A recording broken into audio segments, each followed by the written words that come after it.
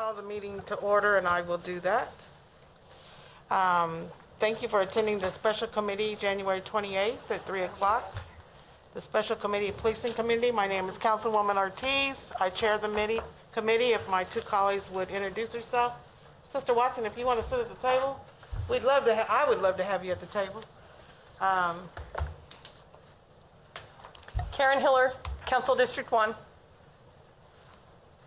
Mayor Mike Padilla. Okay. We also have with us the Chief of Police. If you'll introduce yourself. Chief of Police Brian Wheelis. Okay.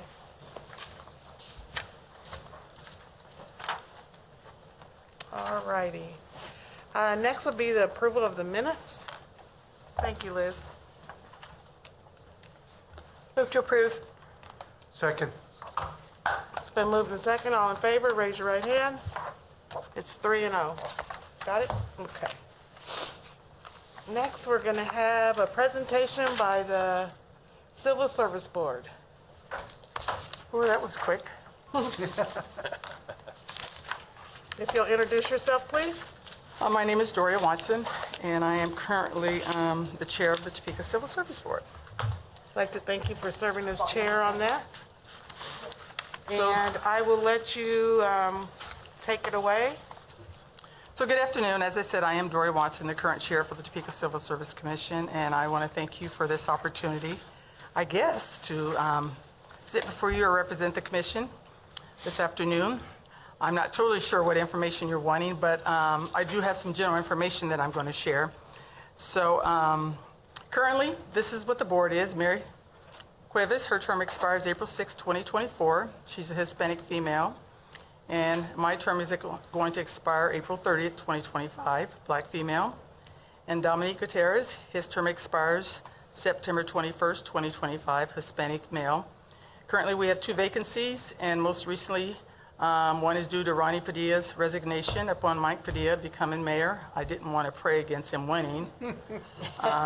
Pretty selfish, but, and the other is upon a resignation when a board member moved from Topeka. And due to the pandemic, we've had less interaction and socialization, so it's been a little bit harder coming up with potential replacements. And there has been one that has been submitted, but we haven't recently got his application turned in. So I just want to tell a little bit how this came about. Now, I don't know how old these codes are, but these are some of the city codes that basically talk about how this board came about. It was established with the city. The mayor of the city shall appoint the 5 civil services. And then it goes on. This is just the basic code that came about with this one. And then they designate a representative, which is a technical person, a non-voting member person. This person is usually from HR, and currently it is Michelle Smith. So that's City Code 2.120.030. I asked Michelle how long ago this code came into existence. She said she could not even begin to think how long ago. Now, it's old. And I know every so often they kind of, if there's one word change, they vote it and bring it kind of up to date, but it's pretty vague, and I'll talk about it. But then there's another city code, 21.050. It talks about the meetings, and it says the city shall provide a room for us to meet and all the necessary equipment. And then there's another code, 2.120.12. I didn't give you all of these. It talks about removal from employment. It's the one that says any employee other than the probationary employees that are subject to civil examinations may be removed from the office because of misconduct and those type of things. And during this time, if there's any charges, they can have a hearing from the Civil Service Board, and that we can, after hearing that evidence, revoke it, affirm, or modify any of it, and it should be final. So as I said, right now, that technical advisor is Michelle Smith. She sets up and attends all the meetings. She takes all of the notes. She sends out all the emails and communications. She advises us when the chief, fire, or police has vacancies and needs interviews. She does all the paperwork, and she does an annual report for the city manager. So right here is a copy of the last 2 years' annual report statistics, just general information. Now, actually, this goes to the city manager, and we as a board received no feedback or have had any communication from the city manager. So in 2021, we've had 14 meetings, 8 police interviews with 36 candidates, 5 fire interviews with 34 candidates, 1 fire meeting revising the interview questions, and we had various meetings with the chiefs presenting other businesses for the commission to discuss and vote throughout the year. And in 2020, we had 6 meetings with 4 police interviews and 24 candidates, 1 police meeting revising interview questions, 2 fire interviews with 13 candidates, and various meetings with the chiefs presenting other business things. Because they may call a meeting, what we did was we revised the questions because they were really, really old. We had some diversity stuff when a lot of things were going on. So if either one of the chiefs say, hey, we want to change anything, because the codes in here says before anything can happen with the exams, any changes or anything, it has to go through the civil service. So we look at those, we have to vote on them. Any kind of changes like that comes through us and we vote and we meet. So any of those other additional meetings. At this point, and I'm going to talk about that later, the civil service does not get together for any other type of discussions or meetings unless the chiefs would call them or if there's applicants that need to be certified. Because before they can do appointments, all those applicants has to go through a certification with the Civil Service Board. Now, some of the challenges I do have right now. Excuse me, Chair? Could I ask a question? I mean, Sure. both for me and kind of for the, in general, for anybody who's watching, could you clarify, is the Civil Service Board, it doesn't say in this particular piece, engaged and empowered solely for police and fire? Or is there others? I mean, all of our employees are civil servants, arguably. Is it Police and fire. police and fire only? And when you gave us the list of the interviews, then, as far as you know, that was 100% of our prospective new hires in each year? Police and fire, because what happens is they apply and they go through several different boards, and after they are interviewed through their general interview and go through the background and all of the different hoops they go through with the police or the fire, which are completely different, then they come through this board for an eligibility list. And then we certify them. And with the police, they still have another things they have to go through, and they still have academies they have to go through, but then they can go through the finalization part of being the hires. And there's some other codes out there because after we certify them, there is, now I don't want to get them mixed up because I don't have it in front of me, they can be on an eligibility list for a certain period of time. So you get to them, though, before they even enter any sort of training or Academies. experience, not Absolutely. like after they've been through their training and before they're invited for permanent positions. You are all the way, they've gone through a series of interviews, but before they would engage them for pay at all. Yes, before they go into the academies, yes, Okay. Thank you. Thank you. absolutely. Do you have any questions, Mike, you want to ask at this time? I'd like to let her finish her presentation and Okay. then I'll ask. Okay, okay, go ahead. Now, when I think about my challenges, I think about, if I was to redo it again, I'd already sent this in, I really would change the wording a little bit. I would say it's more, instead of more vague and lack direction, it's a little outdated, possibly need to be revisited. Because I just had a discussion with some of the civil service. We were together yesterday because we did some fire applicants yesterday. And I would want to see it more up-to-date and formalized, where we had meetings regularly to make sure that we're on top of what's going on, and some discussions where we set meetings not just for interviewing, because there's some things in here that it says that we would be doing that we're actually probably not doing. Because right now, we don't make the annual reports to the city manager or the city manager's degree. Those actually are coming out of HR. And actually, the chief, police, or fire don't notify the civil service when there's vacancies. They're actually notifying, I think, HR. And that's okay, because at the point that these codes were done, it probably worked, and it probably was the way that things were handled. But as we become more efficient, I just think some of these things, we probably need to revisit and rewrite these things and bring them more up to date.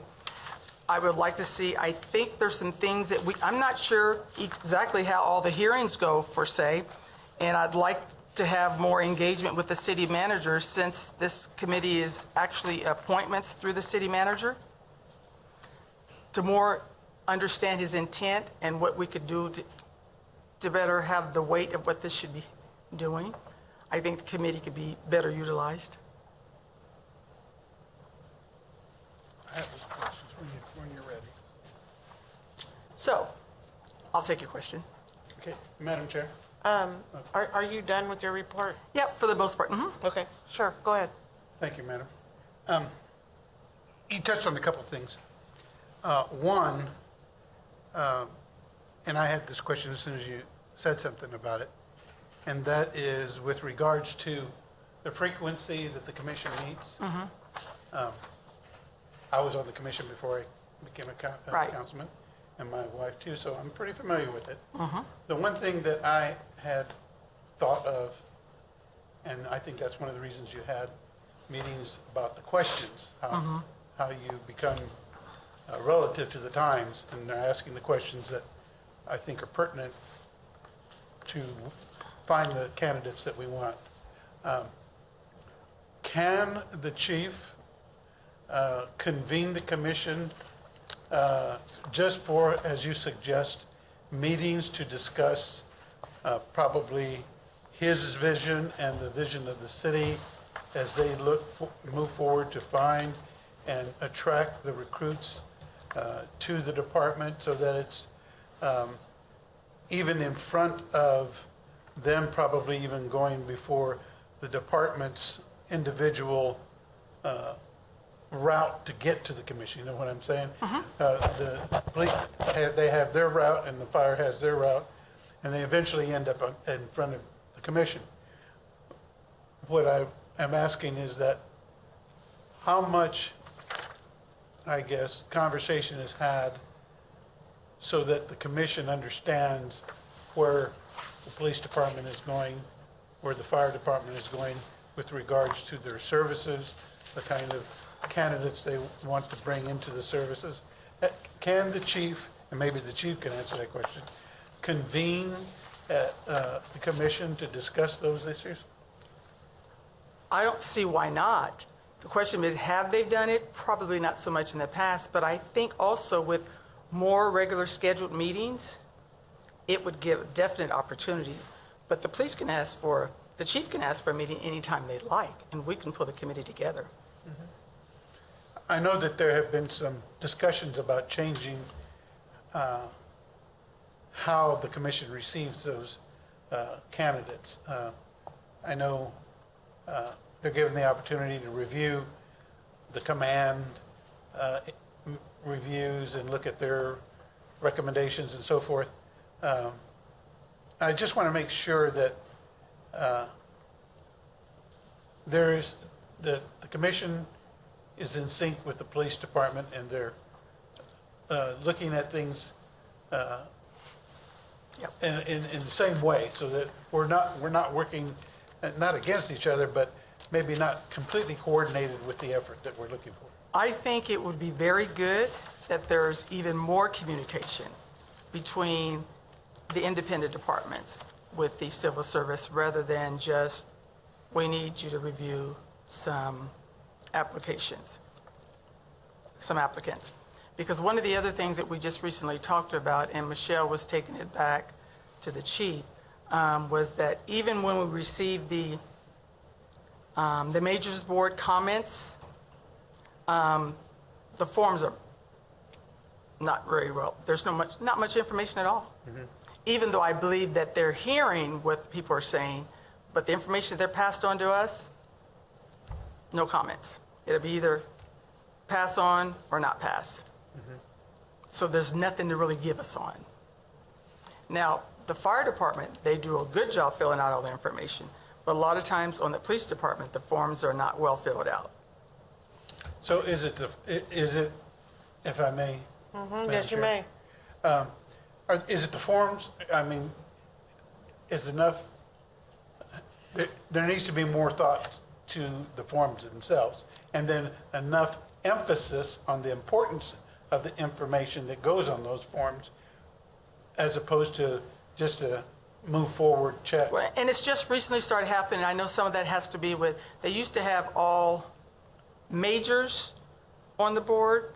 Was it all majors that did that matrix board, and now they're using other people with all the changes or the shortage. So a lot of it is with the newness and the changes on it. The forms are not completely filled out. We utilize those boards, that information, to help us also get some background information in addition to asking questions. Because also you ask questions and you may get a different answer than what they said on before. So you're trying to see character and integrity, what people are saying, and say, well, you know, I noticed before when you were asked this question, you said this, you know, so you're asking questions. So tell me why is it, because, you know, just things like that. So we like to know what the real questions, what the answers were. Okay. Yeah. Thank you, thank you. And I have some more, but I want to give everybody else a chance to ask whatever questions. Okay. But I like what you said there, because that is one of the things we talked about. With regular meetings, we can better understand what is it that you're looking for in your applicants? What is it that you're wanting? What should we be? But one thing about it is, you know, we've had mixed feelings on the questions, because the police department's asking the exact same questions almost that we're asking. You know, so it's semi-redundant to be asked the exact same questions, but then again, you're seeing if they're going to give you the same answers or if they're going to change. So, you know, half a dozen, you know, do you ask the exact same question, or do you ask something different in a different way to kind of see how this roundabout person is it? You know? If I may respond. Yes, you may. It seems much like some of the psychological tests that they give you. Yeah. Out of 50 questions, there might be 4 or 5 of them asked to getting to the same subject, but they ask it in a different way. Yeah. To see if you're consistent in your answer or if you're just flip-flopping around. But So, we're almost I think we're asking the exact same way. Yeah. You know, so, but anyway, yeah. okay. Thank you, madam. You're welcome. Thank you. First, thank you for being here. Sure. Thank you for providing us with this. This kind of helps. I just want to say that this committee was tasked over a year ago with an outpour from citizens that had concerns with our police department and some of the policies that were in place. And so what we've done is we've taken every concern and we've laid them out, and we're studying one by one. So that's how you came here. And so this is good information, because I knew about the Civil Service Board, but I didn't know. I think I said all that to say I think it's a good time to maybe revamp it. I agree with you on that. And you're in it, so you know that better than I do. Okay. And we want to revamp it the best that we can. That's more helpful to you and to do your job, because I know that being a part of the civil service is an honor. It really is. So, because we trust you and our citizens trust you that you'll make the right decision on whatever you get. So, the information that you get, we want to make sure that the information that you receive is the information that you need. Hey, that was a little rhyme there. See, anyway. So I have some questions. I legally was on the flip side of the civil service, so, but there's some things that I don't know and some things that some people have asked me to ask. How are the commissioners picked and selected? Well, I was appointed and asked by, my gosh, a city council person. Yeah. But I think our HR person, Jackie, behind you could better answer that question. Jackie, can you come to the table, please? Sure. Okay. Let me bring this. Yeah, bring all your stuff. Make yourself at home. I didn't see her back there. She could come join us and just Snuck up on me. sit As with I you. said, there's plenty of room there. Yeah. Good afternoon, everyone. So the commissioners are nominated by council members and appointed by the mayor, and then the entire body swears them in, or votes to have them. Okay, so it's mayor and council. Yes. Okay. Standard. Kind of, if you will. And, I'm sorry. Go ahead. How many commissioner positions are available? There are 5 positions available, and right now we have 2 vacancies. And then you have someone in your office as well, And then we have the civil service technical advisor in our the office. advisor, which is, Currently Michelle Smith. Until what, March? Until the end of March, and then we're going to be transitioning that to Joy Renee Simpson because Michelle is retiring. What? Well, don't accept her retirement, that's I what know. I said. There's been some conversation among the commission about possibly bringing that board to 7. Sometimes we've had some challenges having that quorum when we had commissioners that worked and didn't have the flexibility, but right now, 2 of these 3 are retired, and I have flexibility, so it hasn't been a major issue, but it takes all 3 of us now to have a quorum. Okay, so we'll look at that. I'll But put if we that do in. that, it's going to take a change to the city code. Right. Well, this has got to be changed. I agree. we might as So well fix it then. that's already in the recommendation right there. Then, let's see.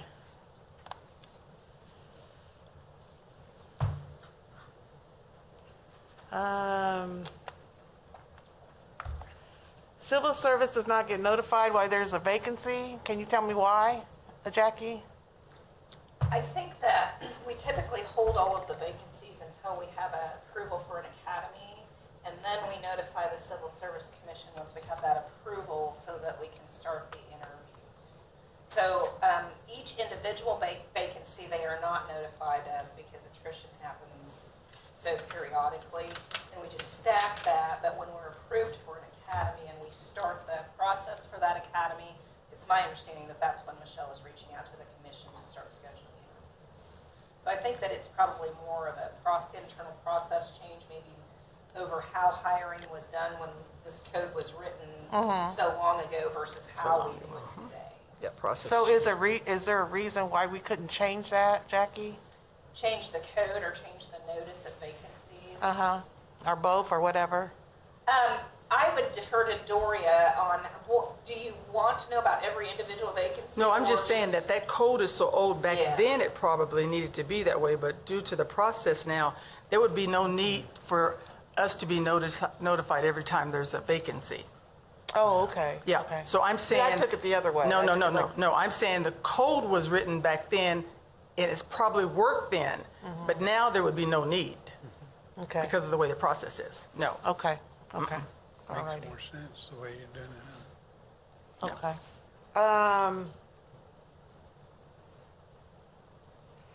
So more meetings with the city manager, that we can do that. Frequent meetings, how often are you meeting now? When we need. As needed? As needed, when either one of the chiefs need to see us, and when we need to certify applicants. And you're saying you would like scheduled meetings? Yeah, at a minimum, at least once a quarter, but probably we're looking at bi-monthly, every other month.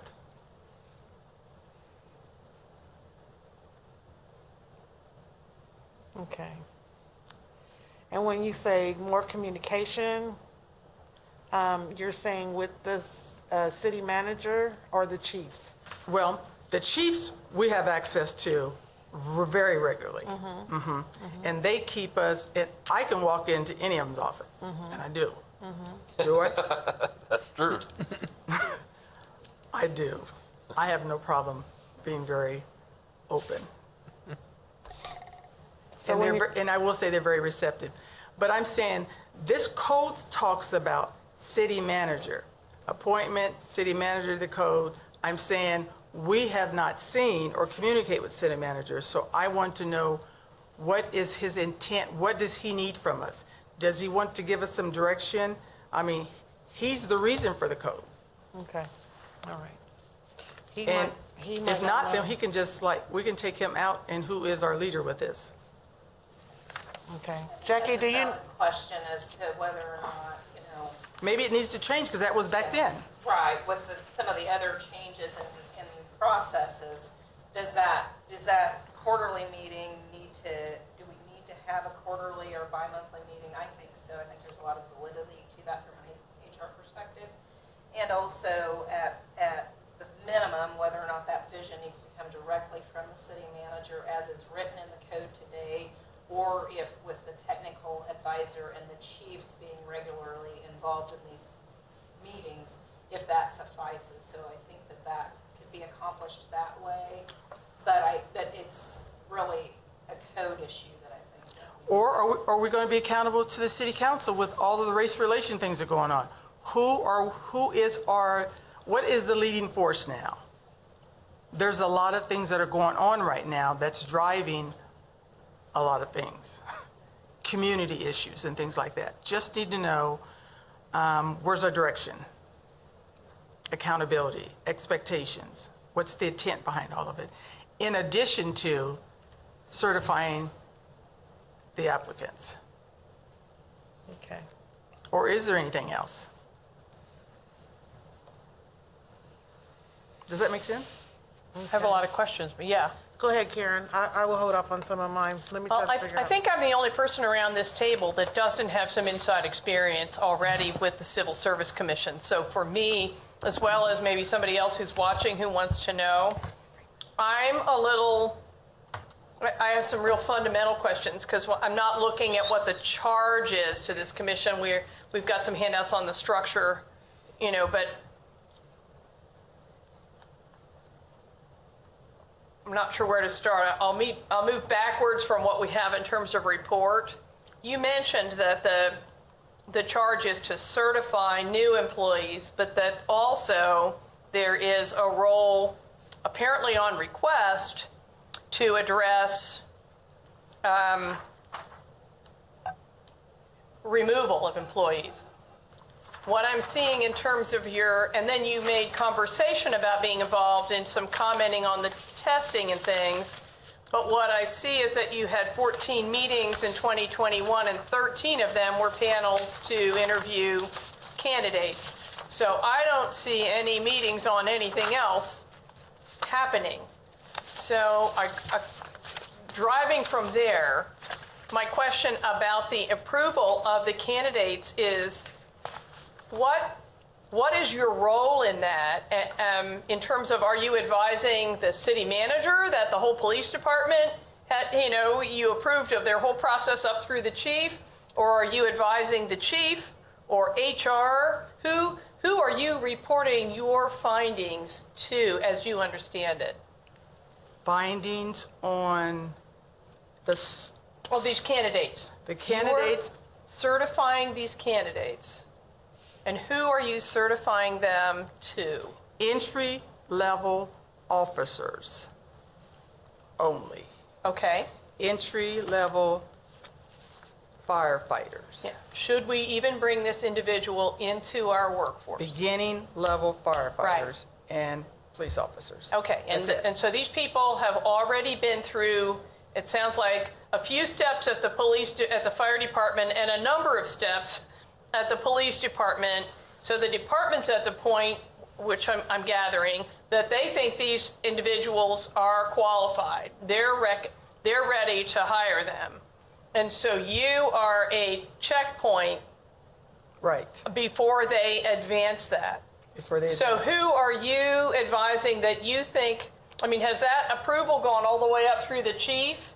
So you're just reporting back to the chief whether you think he and his staff have done a good process, or how is this rank working?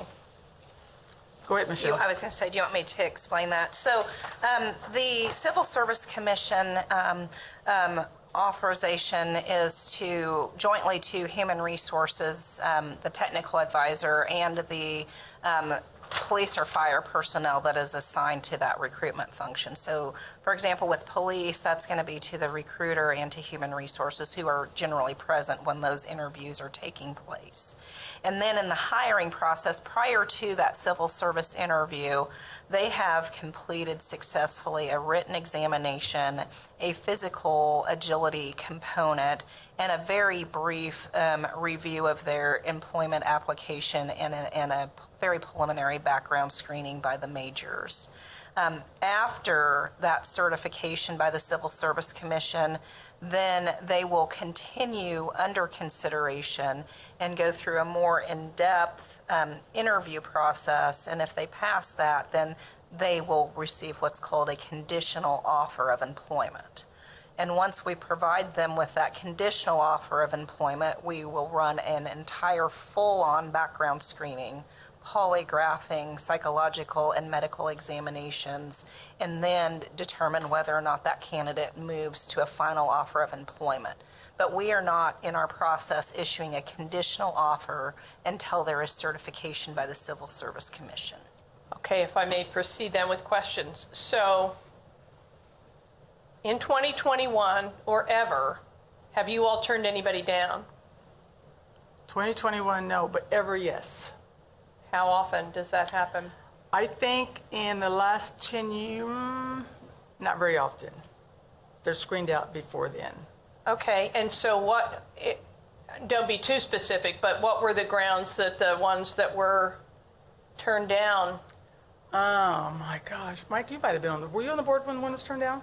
I think you were. I was one of them that turned them down. I was trying to think. Yeah. Can you remember exactly?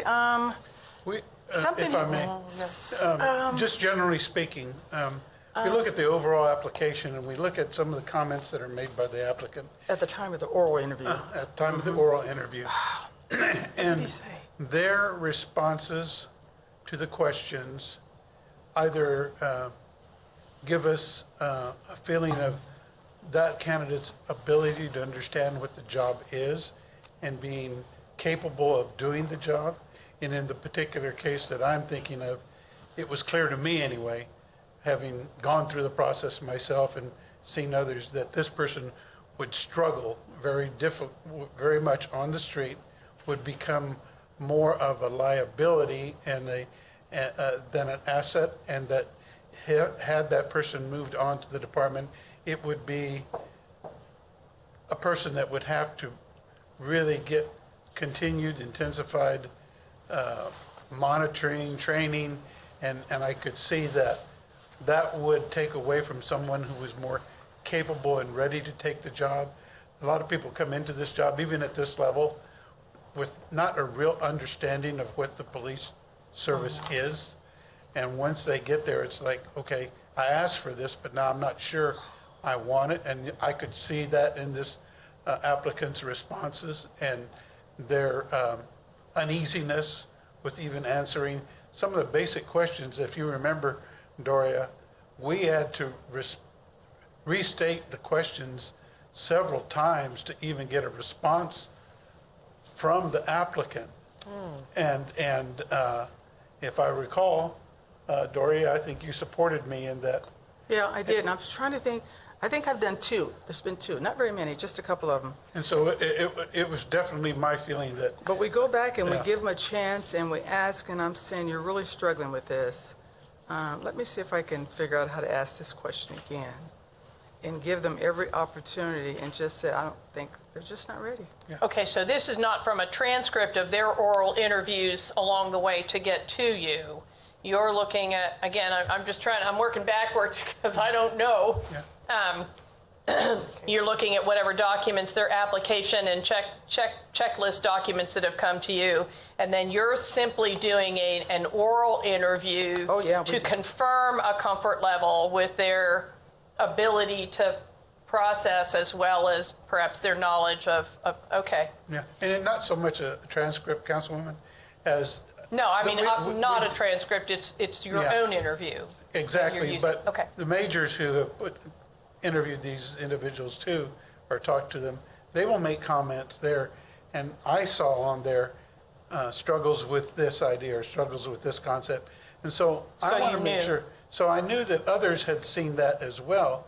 So I felt confident in asking those questions to get a more definite and in-depth response. And it just was not there. And to Doria's credit, because when I believe, she asked more times than I probably would have.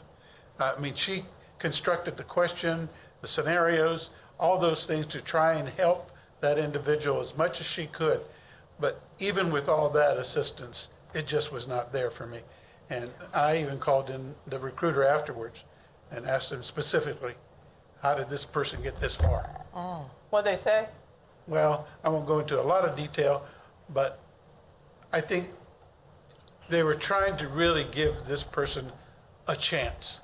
And I'm all for that, but getting that chance on the street when you're responsible to provide police services sometimes is not the place to get it.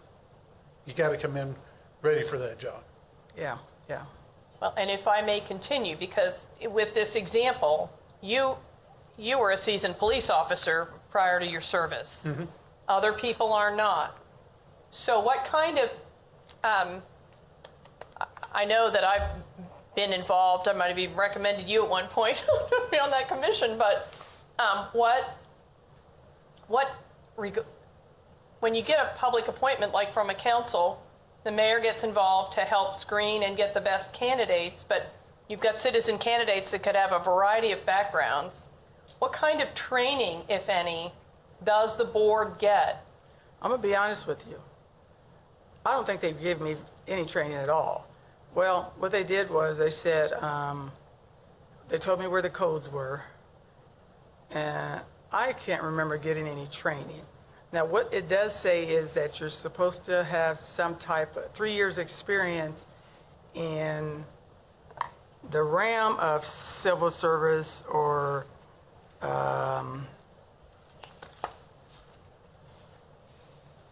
EEO or whatever it is, but I know that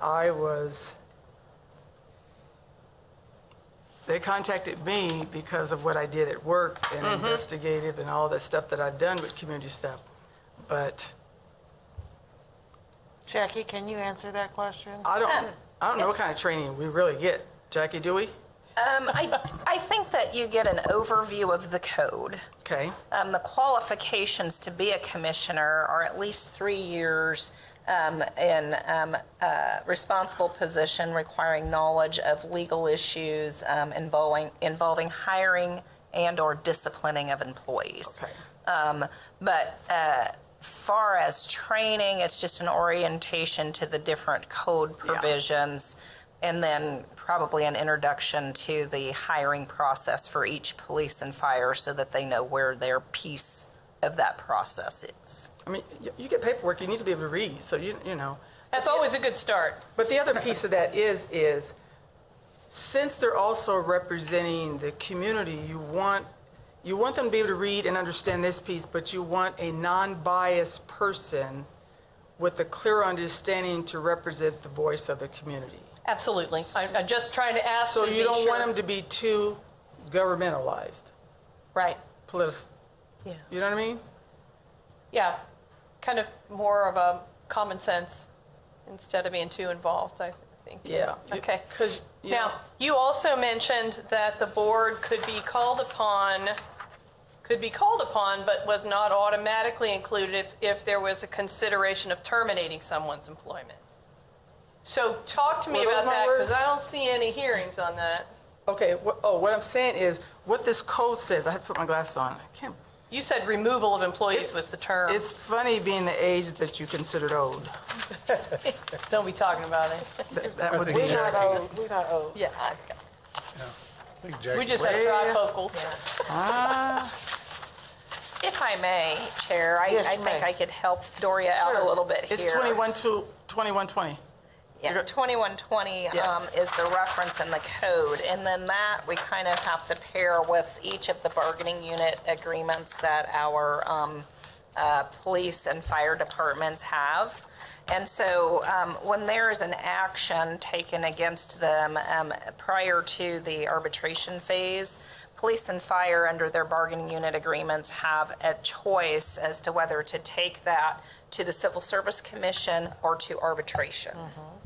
And just by way of background, I've been with the city for almost 15 years, and I've never had one of those actions go to the Civil Service Commission. They usually choose binding arbitration route. But I do know that in not so far past, if we go early 2000s, I do think that there's at least one case where there is a police issue that chose Civil Service Commission, but think it just one. doesn't happen very often. Yeah. So that is another place where I think maybe some clarification of the code, because the unions have separately bargained a different option. Yeah. I guess I'm thinking, I wondered, just because I wasn't seeing any activity in that realm, whether that happened. But, you know, as an employer or somebody who does employment-related kinds of things, the experience on the other end of who didn't work out can really inform your kind of get your radar going for when people are coming in new, like you alls did on that individual's ability to express him or herself and so on. The example you were giving of somebody you rejected at the starting end. Oh, okay. Oh, You that know, one. Just wondered. Chair, if I could even add just a little bit more clarification to the overall process. Please do. The Civil Service Commission is one part of the gatekeeping process of where candidates are screened out. There are many candidates that don't make it to the conditional offer phase that pass civil service, but through our processes, we still determine that they're not right fit, not ready, whatever the circumstance may be, and they don't get to the point of a conditional offer. So there are, just in the process, just so you know, that once they're certified by the commission, it's not automatically a green light that they get to an offer of employment. Thank you. There's several areas that could be weeded out. Yes. Thank you. Karen, would you like to finish? Thank you. So you aren't advised about the removals either? You know, when that has happened, or those are just kind of how people work out once they get hired? No, but at any given point, if we want stats, Sergeant Campos gets all those numbers for us. Like if I wanted to know, because we recently asked him, can you tell us how many females applicants you took that started and how many ended up, he would get those numbers for us. But just to be given numbers on a regular basis, no. And in your, again, you've got the specifics about the charter. I know that for years anyway, the city has really gone out of its way to make sure that the Civil Service Commission had minority individuals, both men and women, on it. Is there any particular charge? It sounds like you were affirmatively checking to see how the women worked out, for instance. Right, because I tell you what, this is the real deal. In the last 2 years, Sergeant Vidal Campos specifically has done an amazing job when it comes to the police department. I have seen more minorities and females applicants come through the Civil Service Board in the last 2 or 3 years than I have in the last 10 years, period. And his creativity and how he has gone out to recruit it's just been unreal. But prior to then, very little diversity. I've been aware of all those things, but I was thinking that the actual ensuring diversity and the diverse candidates, you all aren't recruiting, but that they move forward has been part of, or that they're not rejected at some inappropriate point along the way. It's been part of what people were thinking about. Well, not so much, I mean, we don't say, hey, we want to make sure the females and minorities move forward. We want to make sure the right people move forward. But the bigger pool you have, the better chance you have. Right. And the firemen just don't get the applicants. And so the new initiative, which we've been trying to get forever, the EMT classes has been a big reason why we could not get a good pool. So we're just hoping that maybe this will make a big difference. Last question, I think. That's okay. You made reference, maybe when we were talking before the meeting started or here, about being involved in advising what those qualifications might be. Qualifications for what part of it? I assume for eligibility, or what the testing was. No, I don't remember what I said because I'm always saying something. But when it comes to the test, they cannot make any changes on any of the questions of the test without it coming through the Civil Service Board. Okay, that wasn't clear in the description of your duties. Yeah. And so, Yeah. and So what again, it we don't says- seem to have many meetings dedicated to What the that. code says is any changes on any of the exams comes through the civil service so we can make sure that the questions and changes are position related so that they remain fair and equitable to all people. Let me find the exact code.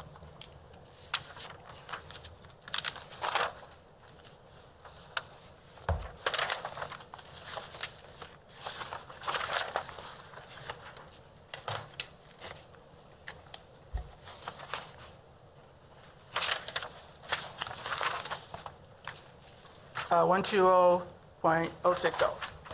Okay.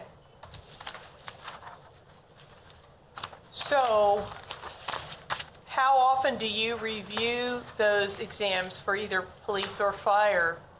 And do you think there could be a stronger role?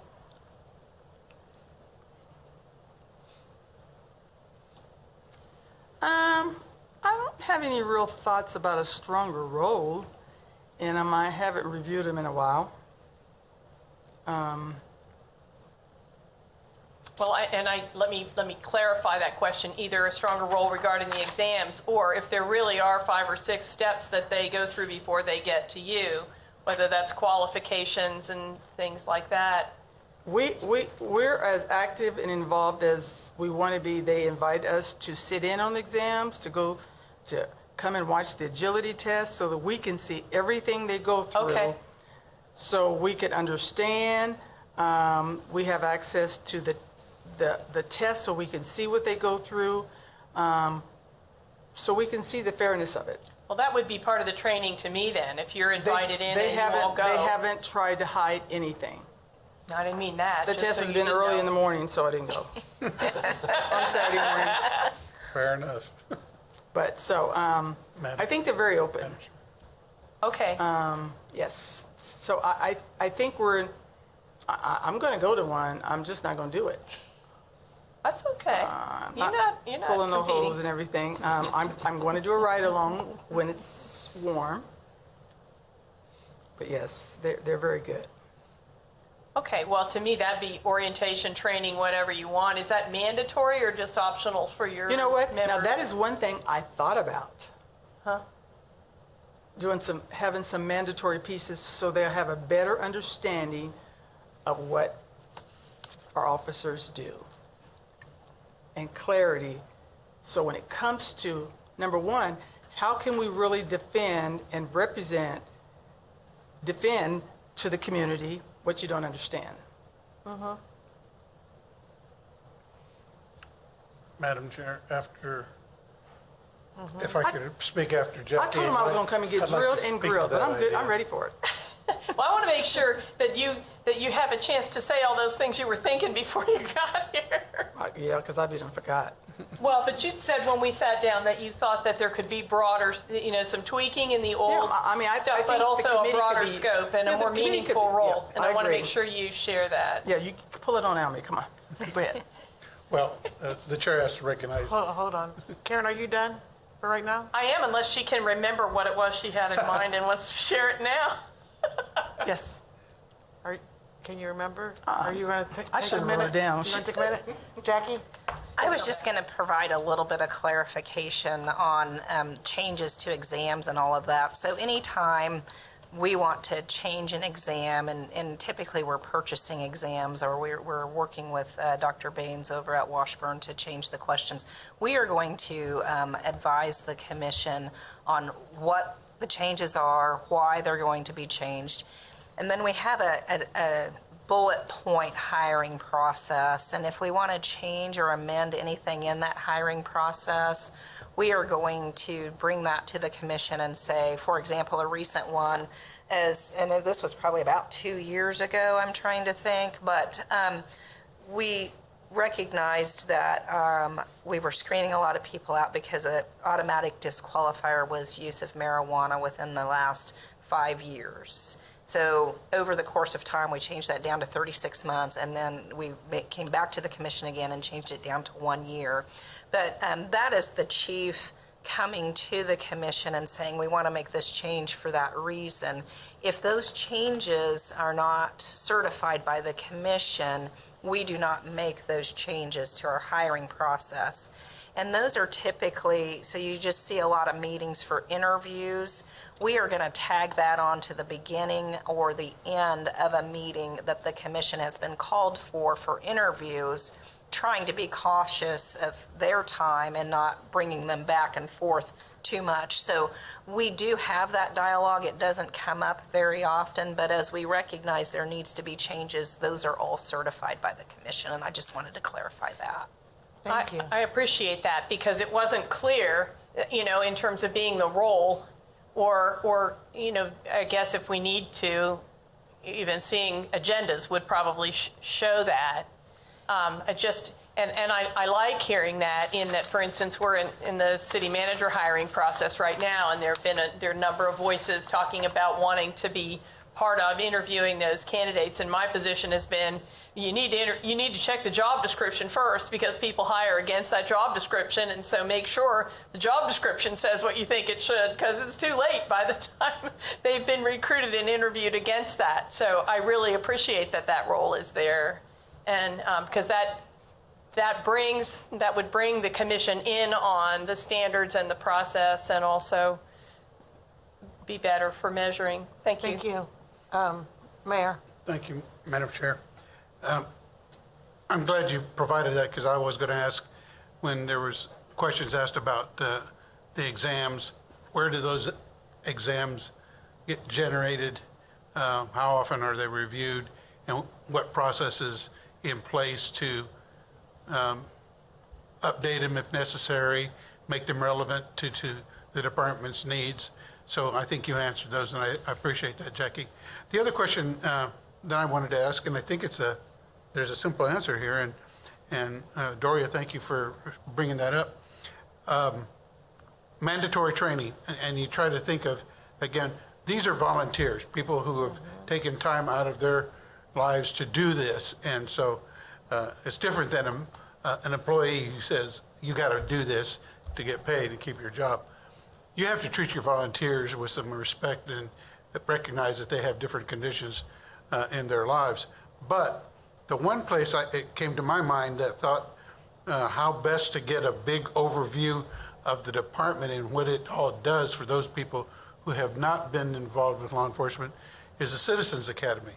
I mean, that's the whole purpose of that, is to inform people who want to know about the nuts and bolts of the police department, not in super detail, but enough to understand why, for the most part, they do what they have to do.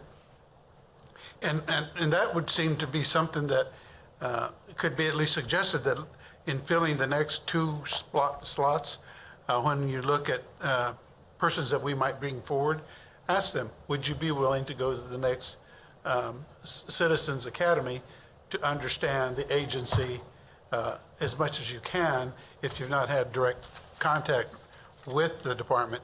I think that might be a good idea, because I think we all have different ideas of how things work, unless you've worked at the department. Same way with the fire department. I would make assumptions that I know what they're supposed to do because I've never been involved with it. I'm just throwing that out there, something that I know that the department puts on those Citizens Academy. I usually get a lot of rave reviews from the people who go there of how informative it's been. I remember, it's a funny joke, I remember being involved in those with some of the citizens, and in some of those scenarios where we had the shoot, don't shoot people, in scenarios that we had citizens who were shooting officers, with the blanks. And I said, well, what'd you shoot him for? He says, well, he lied to me. I said, well, yeah, but you can't shoot a citizen for that. And, oh, well, I thought you could. I said, no, so it's that big of a gap in an understanding of what an officer can and should not do. So it's just a thought, an idea that as you put your next one together with sitting commissioners, ask them if they would have the time. And again, I don't know about making that mandatory, but at least make that available to them, because again, like I said, they are volunteers. I've always been respectful of a volunteer's time, because they have other things that they're trying to do. So just a thought. Thank you for bringing that up about a possible, if not a mandatory, something that you would look at that would make me pick Jackie over myself if I was sitting on a board. She's been through that. She knows what she's talking about. She's really showed some interest. That's the kind of person I want on commission. Chief, I'd like to give you an opportunity to speak, if you wanted to add anything to the conversation, take away anything.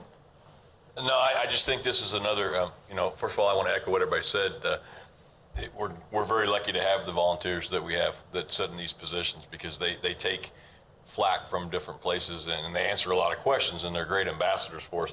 I think this discussion in this particular committee is just another valuable chapter in the work this committee's done, because I think there's a lot of great points that she brought up, and I'm certain that some of those are going to be the recommendations, whether it's a code modification or just some more regular meetings, simple things like that that just increase the communication back and forth. So I think this was a valuable presentation, and I'm glad she came and did it to get the information out to the community, but also to help us do better and make things more efficient and update them. I think that's always what we're looking for. Absolutely. Thank you. Absolutely. Well said. Well said. Karen, do you have anything else to add? We're going into 4 o'clock. We've got something else on the agenda. Keep that in mind. Well, just to prompt her one last time before she goes, because she's going to leave.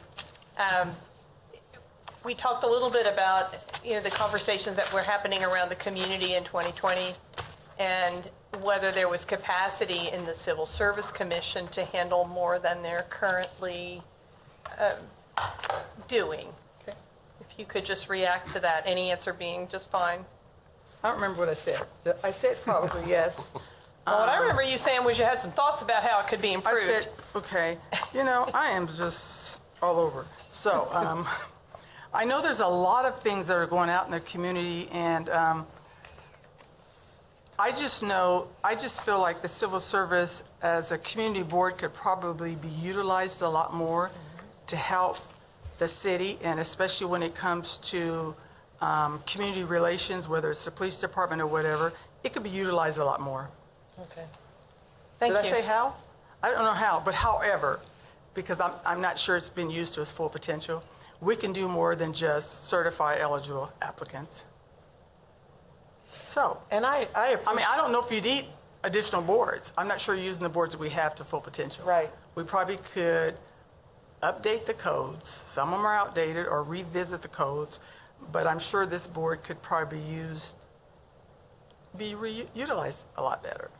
Or else get rid of this board and do a new board if that's what you guys want to do. But I just don't think we need a lot of different boards. I appreciate that.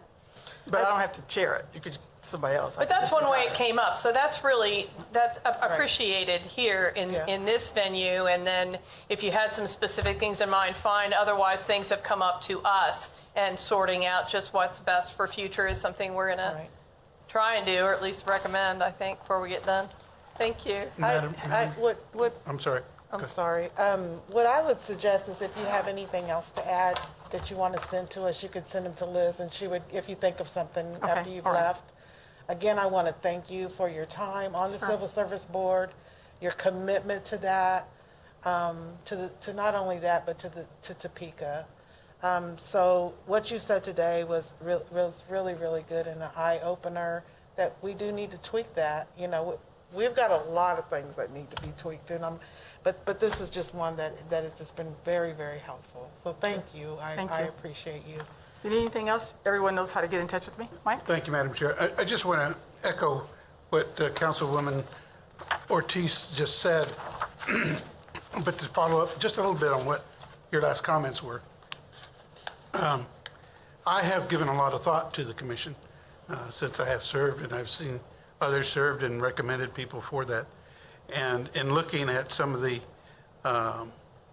recommendations this committee has been looking at overall, and I briefly have talked a little bit about it with the chief, and my vision is to, at every possible point, have dedicated community participants in every aspect of the hiring process for both fire and police.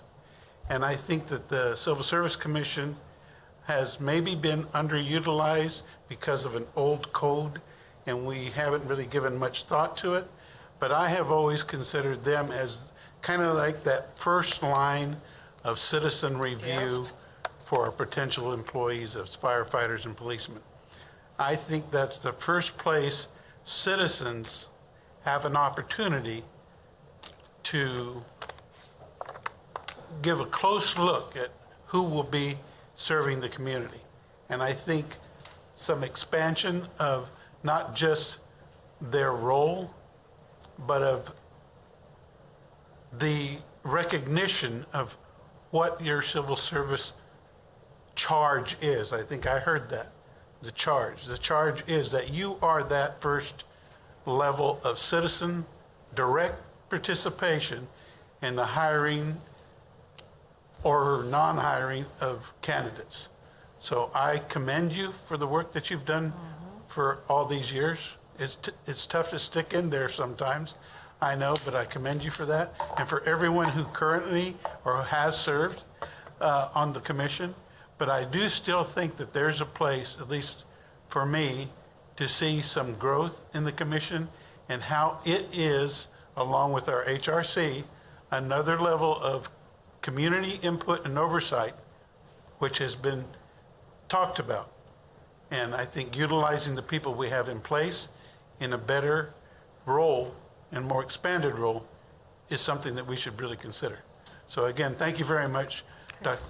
I'm really glad to see you again, Doria. It's been a while.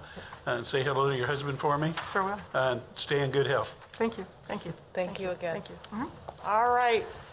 You're welcome to stay, but I know you want to go, so I'm just throwing that out there. Right. Our next presentation is Citizens Review Board.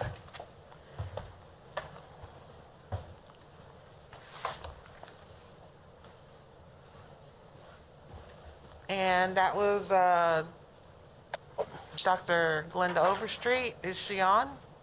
I am on. Okay, I'm sorry, I can't see you yet. Just a second, staff was getting you.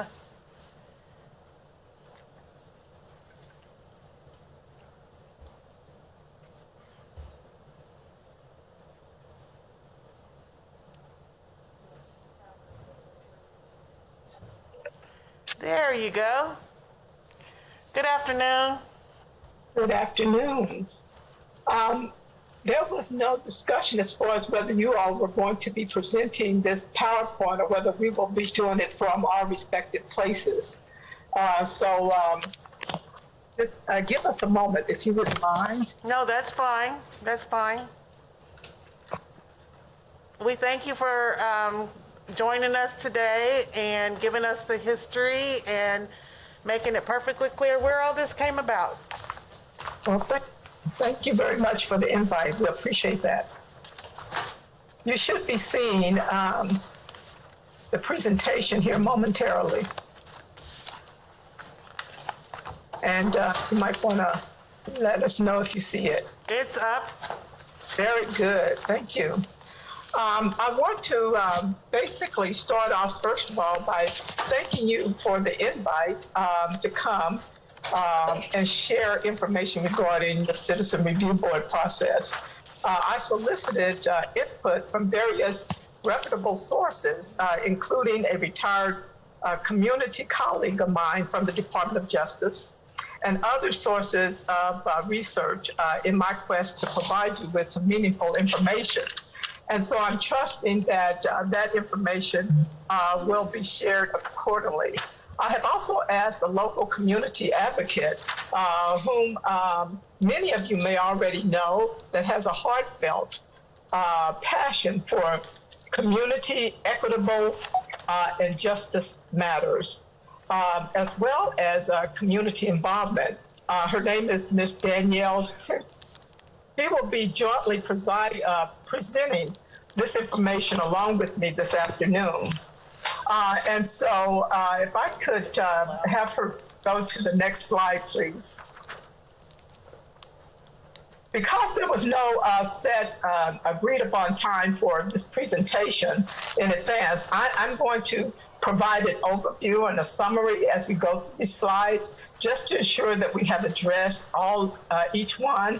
Although this process is an overview and not meant to be comprehensive, we will entertain at the end of this presentation any questions that you have on the content. And so first of all, you see just the definition of what a citizen review board is about. And so I'm not going to read each one, but I will do some highlights. And this is basically set up as a municipal body that includes representatives that have been charged and given the investigative authority of complaints by members of the public concerning any misconduct of police officers. And then you have here some information that has been provided with respect to the toolkit for equitable public safety. And our next slide is are the elements that have been identified by the National Association for Civilian Oversight of Law Enforcement. And it shares all of the various elements that really help to make a meaningful civilian oversight. As we go through the presentation, you will see that these elements will be touched upon to some degree, and it will really show you how meaningful that particular information is in looking at an effective civilian oversight committee.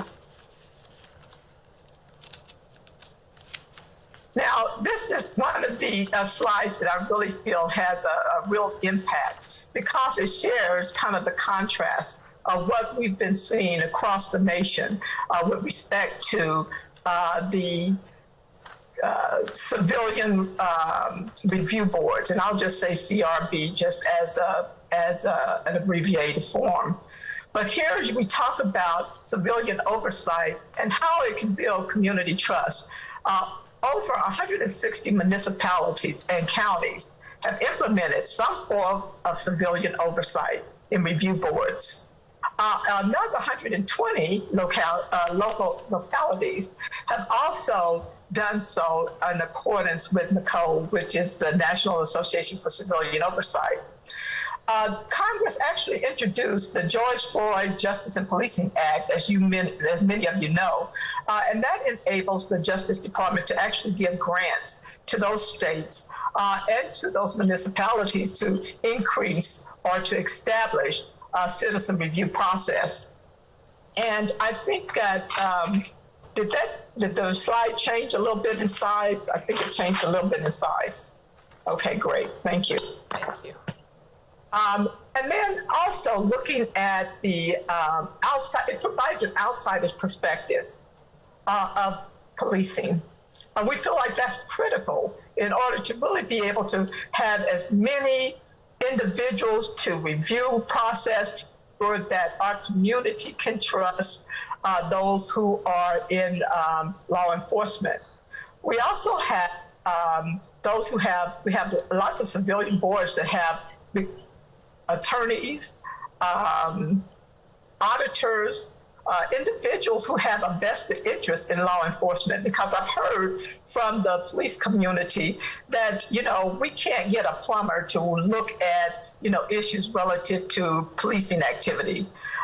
And so, I would also propose that, in our judicial courts, we have individuals from all kinds of the community, from various lives in the community, that really provide meaningful information and a listening ear with respect to what goes on with their respective residents in the community. So, if we have judicial courts that are looking at this, then why wouldn't it also be just as important to have individuals from the community to look at issues with respect to police misconduct? Also, overall, it's just a way to really help to reduce and eliminate any conscious collusion on the part of the police department and the city to prevent the public from being assured of an independent and objective review. And so in looking at that, those are all of the things that have come across as community trust. Now let's look at it on the other end. Why is this an issue? If we look at the oversight process, we saw in many respects it's being undermined. It's undermined by politicians, it's undermined by the police, it's undermined by people who feel, number one, as we talked about earlier, that everyday citizens are ill-equipped to judge others. I think that I've kind of made a case for why that isn't so. There was an example as well. The city of Albuquerque, their police union literally sued to block a new agency that was responsible for reviewing misconduct of police officers. You have to wonder why. The city council also took 4 additional years to be able to give that agency stronger subpoena power for its investigations. And then in addition to that, veteran police officials pushed against the efforts to increase that scrutiny of the department's use of force. If we look at that and we see why are these things happening? Why the pushback? Why the lack of being able to be accountable? I mean, there was one in my review of the police chief candidates when the process was going on. There was one police chief that said to me, "I want to be held accountable. I would be very much supportive of a citizen review process." One out of the 4 candidates that we had. So with respect to that, that says a lot about those who are in a position who want to be held accountable, those who aren't. I'm not sure if you're aware, but in Louisville, the Citizen Review Board there had no standing whatsoever to investigate Breonna Taylor's death. They had one. They had a civilian oversight committee, but it had no authority to be able to investigate anything relative to her death. It wasn't until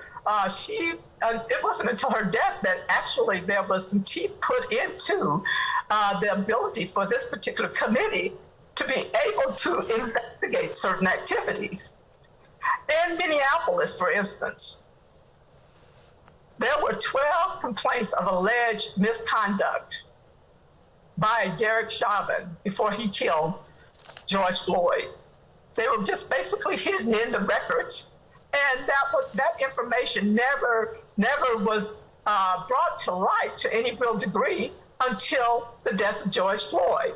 We will talk about why that's important as we move through this slide. And so next, I will just go ahead and turn it over to Danielle. She will provide you with some of the background locally. Thank you for having us here today.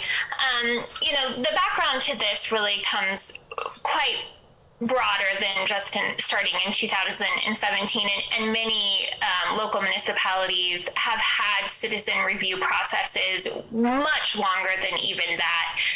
Here in Kansas, there's several that have been operating for some time. But as we all know, that 2017 was a pretty tough year for Topeka with our highest homicide rate. Dominique White was killed by police officers, an ongoing situation that has torn apart our community in many ways. Community members began kind of speaking up about just violence in general, where SPCP was formed. There was a large gathering with many community members who were invited to participate, to be in this process where a day or two of brainstorming, coming together, roundtable discussions with actionable items that they wanted to see happen and change to really make our community safer. It was a really large community effort. Various organizations continued to do the work throughout those several years. I will state that many SPCP community members whom lots of personal connections with, reported just kind of dropping off of continuing to work with that committee because of the lack of any actionable items coming from it. It was really stated several times that the independent police auditor was a direct process that came from the SPCP, which was not a direct suggestion. So I do want to clarify that SPCP did suggest a citizens review board, and not specifically one independent police auditor. But as time went by, then Chief Cochran brought forth a set of policies and suggestions, again, as a preventative measure, correct? Like taking these policies, making things into ordinance that were tried and true ordinances that helped increase the safety of both the community and police officers, and wanting to set them as ordinances versus just policy, which can be changed on a very frequent basis. There was one that was passed with the no-knock warrants, and as other items kept getting brought up, they were being pushed off of the agenda over and over again. And that's when, after we were all experiencing the witnessing of the brutal murder of George Floyd, we were all ready for change and wanting to be helpful in that community effort. And community members started speaking up about, we need to have action faster. We need to make sure that we're addressing these things quickly. And all of us were present for the weeks and months to follow, so I'm not going to harp on that and stir that up for us.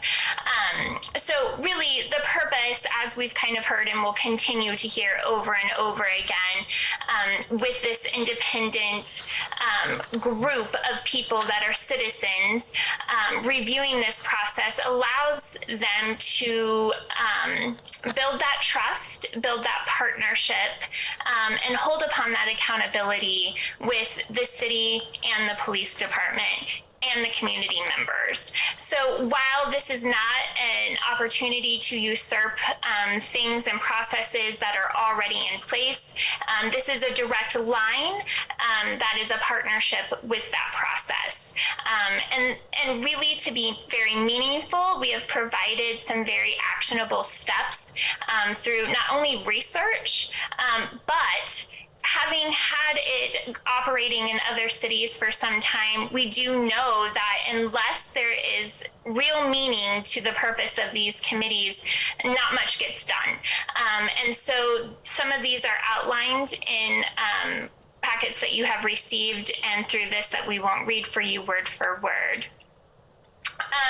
Additionally, this is not, we understand that there is C-Post, which also has its limitations of what happens. We know there are internal reviews that occur as well, but there are also a lot of steps that the community is not aware of. But there's also a lot of steps that the department has taken community input before, and so this is a formalizing of that process. And again, won't read it for you word for word, but has had thorough and thoughtful research on specifically of that function. Dr. O? Thank you very much. Can you hear me? Okay, thank you very much. When we look at a citizen review board, we're looking at pulling people together to ensure the community trust. That's the ultimate goal. We're looking at having a neutral entity. A citizen review process is not set up to basically be a renewal of a current process that was meant to be that had another purpose in mind. It is not meant to be something that is solely set up for looking at training. It is meant to be responsive to the community. That is a role that each and every city council, representatives, townships, that is a role that all individuals in political offices should play and be mindful of. And it is also an opportunity to educate the community on any type of effective policing that's going out there. It's not just a one-way street.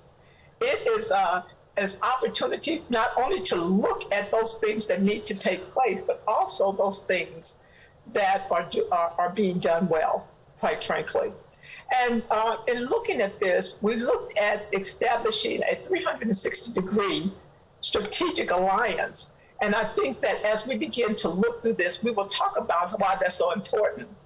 Also, you see on here a couple of, well, I think 3 items where policing, there's this article that said, policing, what should we do to ensure equal justice and fair treatment in our communities? And these were the 3 options that they talked about. Change how we enforce the law, confront racism in policing, and create new responses to nonviolent problems. And these are some of the things that we feel like will be sufficiently addressed through a citizen review process. So that is one of the reasons why. Next slide, please. Here are our 360 degrees that we are referring to. And that is taking an active role in looking at not just the Topeka Police Department, but what are some of the agencies that the Topeka Police Department engages in. I had an opportunity to look at and see that our racial and bias-based complaints for 2021, I looked at the district attorney, they reported 0. The 3rd district, judicial district reported 0. Shawnee County Park Police reported 0. Sheriff's Office reported 0 complaints. The Topeka Police Department reported 5 racial or bias-based policing complaints from July through June of July of 2020 through June of 2021. All of them were unfounded. All of them were complaints registered by citizens. So I then asked you, as a citizen, going and submitting those reports, how you would feel, how other citizens would feel, knowing that these are reports that was received that was unfounded. And then I also questioned whether those that were actually submitted in the report as being 0, if that was truly the case. And I saw in a lot of research with respect to Kansas that is not the case. We simply have a lack of being able to sufficiently record the incidents that we're encountering. So I found it very interesting that the Topeka Police Department, their report indicated that there's a community advisory group, and that they have a comprehensive report as it relates to racial and bias-based policing. And so I'm not aware of that report, but I would love to be able to see and review that. The complaints that I just shared with you, these are the dates that they were provided in these respective dates. This information was reported to CPOS. But bottom line is that we really need to recognize and feel that we're going to be uncomfortable with the reality that biasness exists. And then we need to do something about it, attempt to do something about it through a citizen review board process. So in looking at this, we are, next slide, please. This is the KPOS certification action. There was, in 2021, 37 actions. Plus, there were 10 that were not recorded because they involved medical conditions that were taken against officers and resulted in certain violations.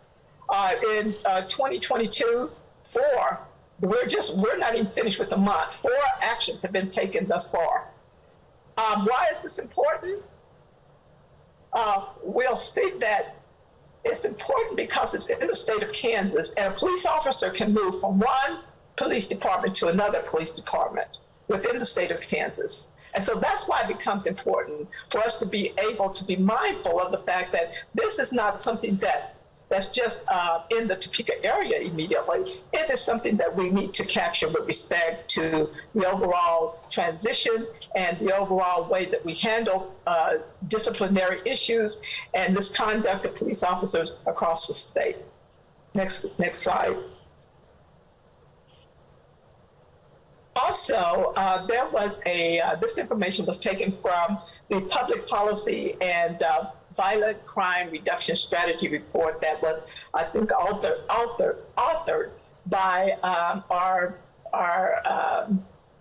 former police chief. One thing that was interesting in here, I saw that there was a shooting review team It consisted of law enforcement, community resources, and research.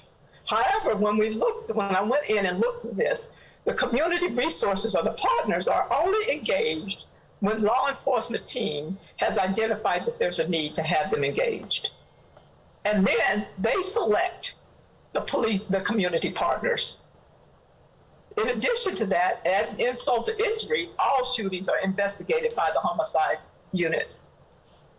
All of these are within the construct of law enforcement. This process encourages groupthink. It closes the door on inclusiveness of independent community advocates at the very onset of the review process. So, it really looks like there's just a blatant effort not to be receptive of the community wanting to clearly embrace this process at the onset of any type of review. Next slide, please. Here, with respect to excessive use of force, my understanding in looking at the information from the Topeka Police Department that all matters with respect to excessive use of force are forwarded to the Kansas Bureau of Investigation. So I went to the Kansas Bureau of Investigation. I noticed that they have a nice Kansas law about what's prohibited as far as the practice, and also what happens to complaints. So my question is, what happens to complaints? Because there's no report that is placed on that site that I was able to see that reports on excessive use of force. And there were no stats relative to racial or bias-based complaints. There's a tab that actually you can go in and you can click, but it gives you a form on how you can go ahead and complete the form to submit your complaint. But there are no stats. Now, there are plenty of beautiful, beautiful stats with respect to how many people have been arrested as far as adults, how many people have been arrested as far as youth, the various categories of their arrests. Hello? Yes. Yes. You see here, can you hear me? Yes. Okay, the various categories of their arrests. So it's kind of one-sided. We can get the information on citizens that have been arrested and how, and what things that they have done, but we don't get anything on the misconduct of officers as it relates to that excessive use of force. That's very, very concerning. So next slide, please. So we could not have a 360-degree process without community input. And these are some of the limited listings of recommendations that the community brought forth, even back so far as October of 2020. And that is basically to create a policy to eliminate police provocation when detaining citizens. It seems very, elementary to have something like that, but yet nothing's there. Engaging an independent medical professional when the medical aid is needed on site. Also looking at de-escalation and conflict resolution and actually partnering with others. Now there are some pieces that are available with respect to this de-escalation and in working with social workers. But there's a need to really have the citizens to be very much educated and involved in that process overall. Then also looking at what does it take for the community to be able to review unfounded findings by law enforcement. There should be an opportunity for us to know what specific decision-making went into the rationale for being considered as unfounded. Next slide, please. So everyone heard from the Governor's Commission on Racial Equity and Justice. Glenda and I were actually fortunate enough to be able to present to them when they were doing roundtable discussions and collecting their information. As part of that strategy that they put forth quite a while ago, just really want to bring to the attention the piece under their accountability that directly mentions organizing citizens review boards, or calling them in many other various different ways. So we hear over and over again that we don't want to bring national problems to our local community as an excuse, basically, over and over again. And really having many of these checks and balances in place is preventative.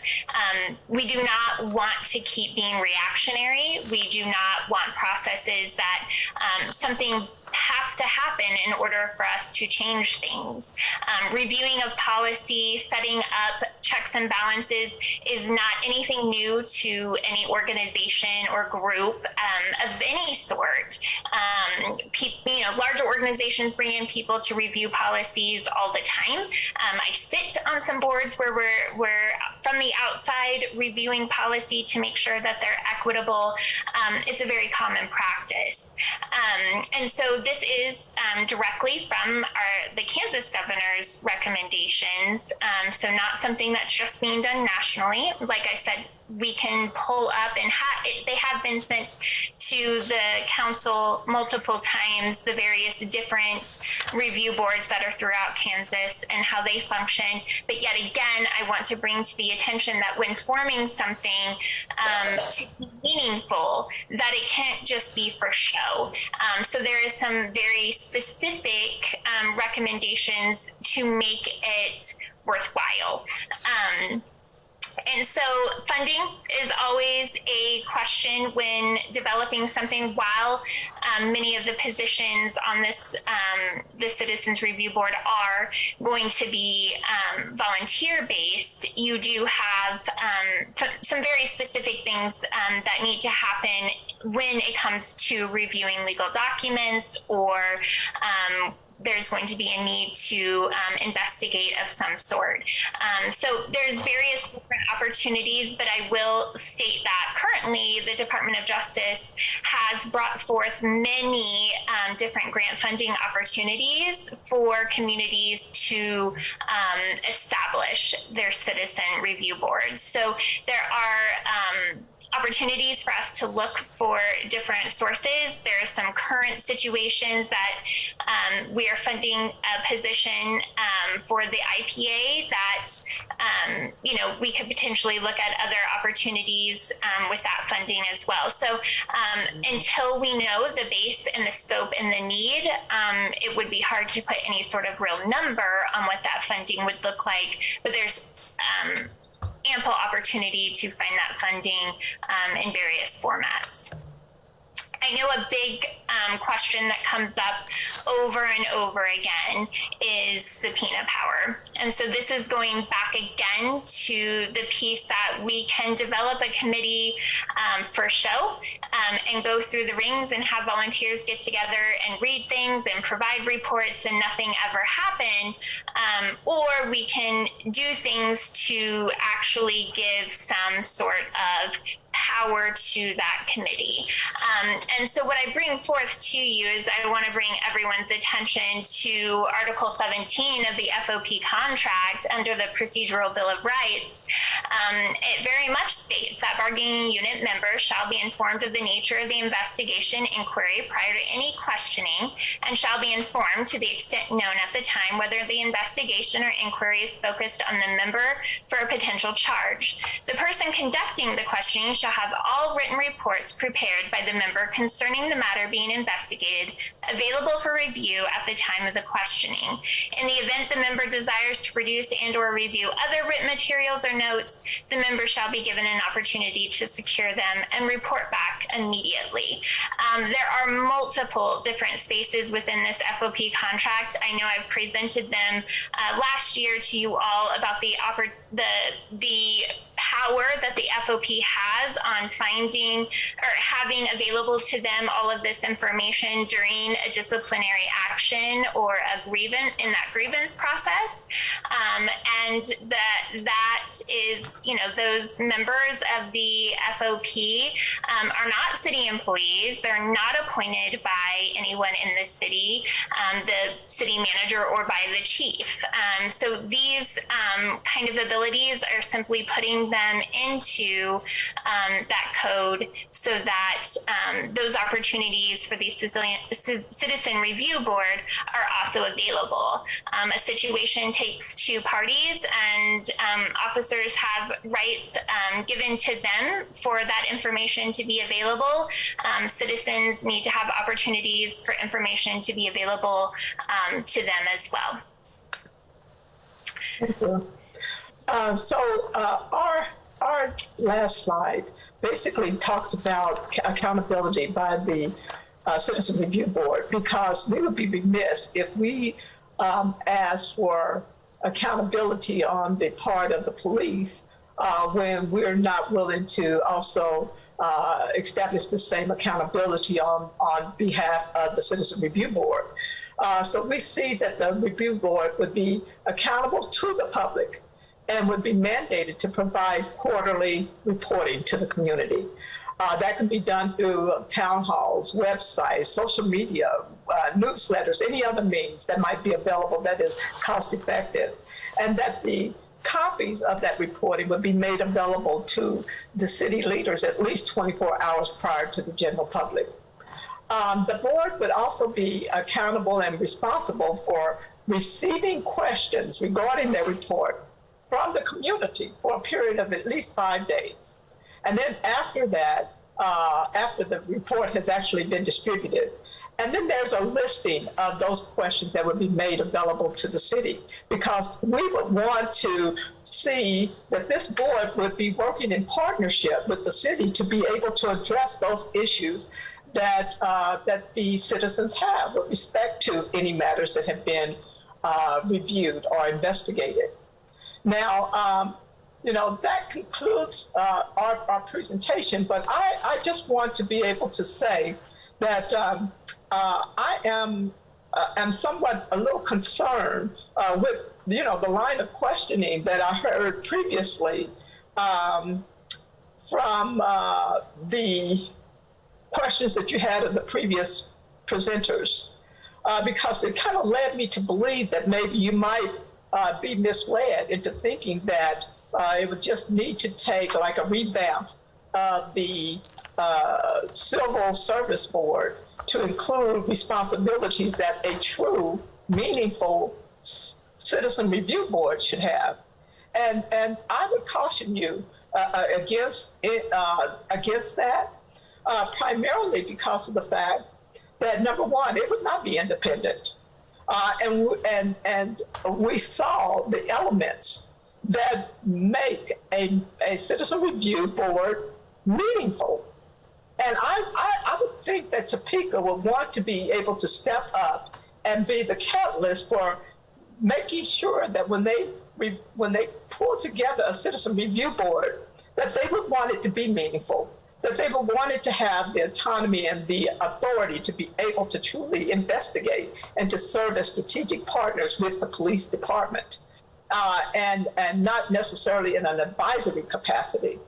And so from that standpoint, I'm hoping that, there is going to be the courage to be able to do that, the fortitude to be able to ensure that it gets done, and the comfortable state of mind to know that the citizens are willing to get the job done. And so with that being said, I would then thank you very much for your time and allowing Danielle and myself to be able to present this information to you.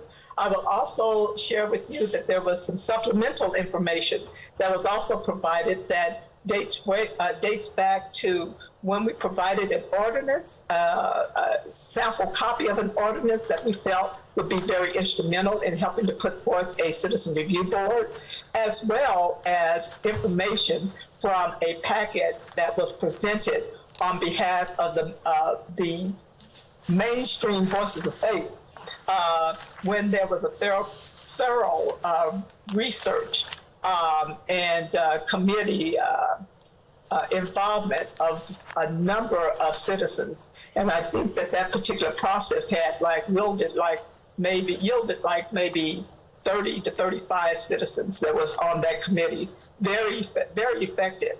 And so we want to assure you that, this is a process that we have really looked at from the standpoint of ensuring that all the elements are there so that you can feel that a process could be vetted if that is something that you truly are interested in doing. I had in looking at the information that was presented earlier, it gives me great concern because there was clearly a number of things that people thought were being done that wasn't being done, that they had no particular leadership.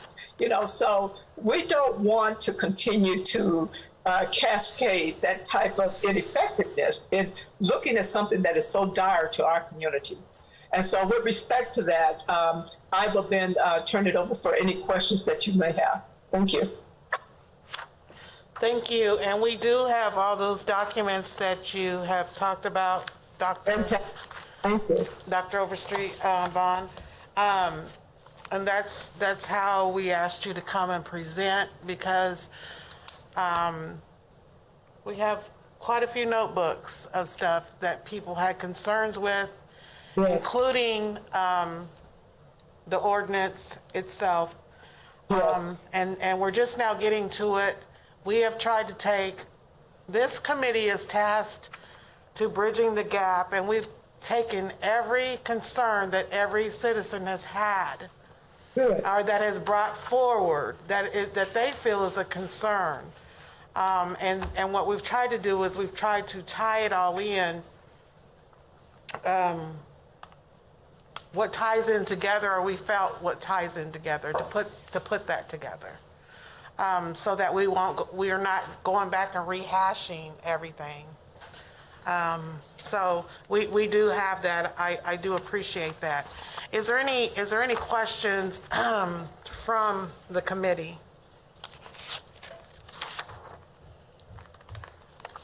Is there any questions or comments?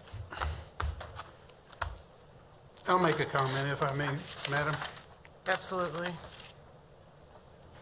Thank you, Dr. Overstreet and Ms. Twemlow, for bringing this information to us.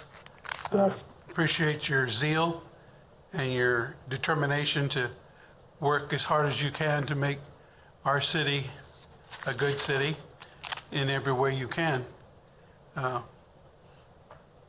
I don't want any of the comments that I made earlier today to give you an impression that I have a predetermined idea of what will or won't happen.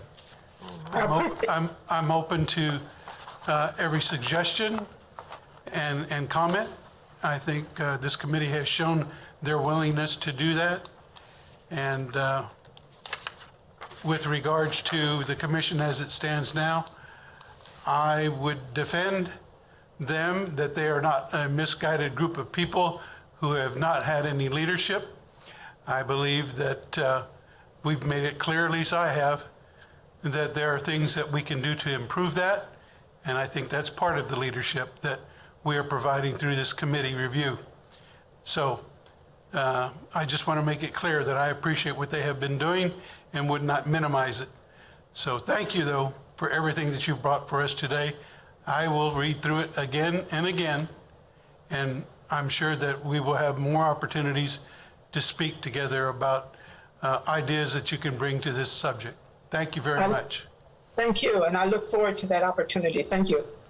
And I do want to add to the mayor's comments.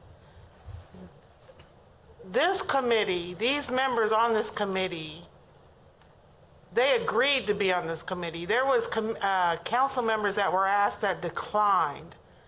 And so I think that says a lot, because I think what that says is we're willing to do the work. And that's what I've tasked this committee with, to doing the work and looking at what we have in front of us and what we need. So, again, I tell everybody, this committee is dedicated to breaking that barrier and bringing us all together as one, and everybody treated equal. You know, I've heard, I wasn't going to say anything, and I've heard, oh, this was just thrown on the shelf. No, it's actually been in my damn book, waiting to get through it.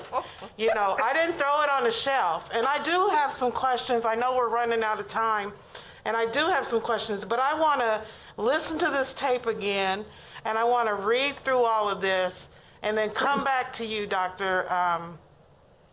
I want to call you Dr. Overstreet, and I know it's Dr. Vaughn Overstreet. So anyway, Dr.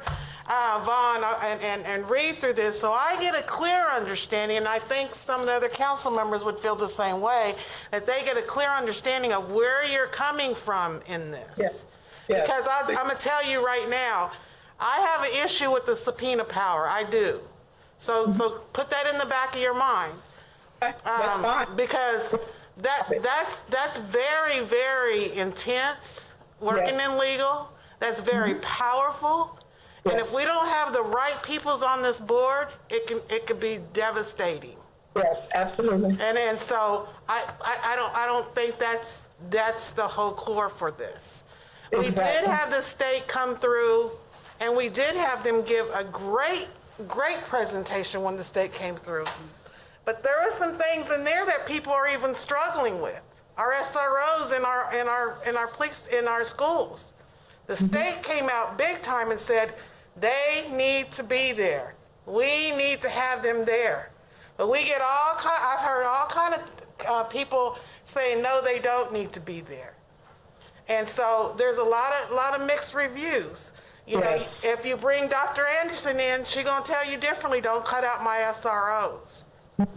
You know, and so there's just a lot of that, and we're trying to get through all that and figure it out. And so if we do, we will contact you. Are you satisfied, Karen? Would you like? I actually had to. Go ahead. I guess I didn't Go do a ahead. good job. We've got I can about- ask you just a couple questions. I think you both know that I really value independent voices and voices being out and being heard, both because I think they're critical to raise issues and to help get governments or whoever toward good solutions. So my question to you all is, did you have discussions in your group about whether it would really be better to be independent and not linked to government than to be under government and therefore not be able to control who got appointed or what the rules were and things like that about how you had to act and how you had to report and what you could do and what you couldn't? Did you have conversations about which might be better? And if so, could you share some of the thoughts that your group had? Yes, most of the individuals that we spoke with preferred independence. They felt that in order to do that, there was more of an opportunity to strategically partner with the city to ensure that there was two entities that were actually looking at the overall process.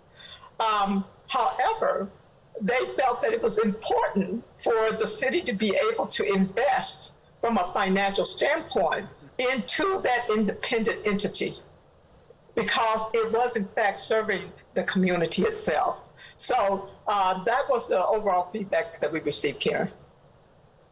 Okay, because the way it comes through, and I'm glad I asked, because it typically whenever the city has an entity, it's not, you know, like an independent police auditor still gets hired by the city and works for the city. So, and when you've talked about that, I thought you had concluded that you wanted the city to create a commission that had authority. And have I misunderstood that then? Yeah, you misunderstood it. Yeah. Because when you say independent, I get the arm's length and let us look into it and say what we want. But you were really not wanting to be, so you're really just wanting the city to finance an outside organization? Yeah. Well, actually, to partner with an outside organization, to provide funds for an outside organization, I think that initially, just like anything else, this whole process has gone through some evolution in the community.